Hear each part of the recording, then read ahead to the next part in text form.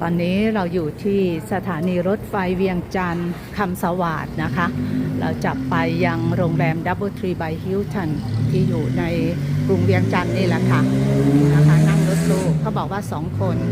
500 บาทนะคะคือคนละ250 บาทไปค่ะเดี๋ยวเตรียมขึ้นรถเลยค่ะ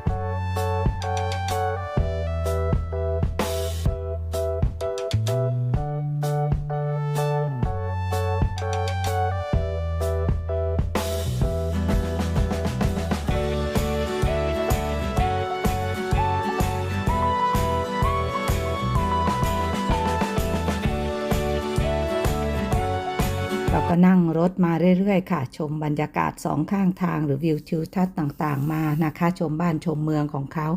จากนั้นก็คือใช้เวลาประมาณ40 นาทีนะคะจากสถานีรถไฟสถานีเวียงจันทร์คำสวัสดิ์จนกระทั่งมาถึงโรงแรม DoubleTree by Hilton ใน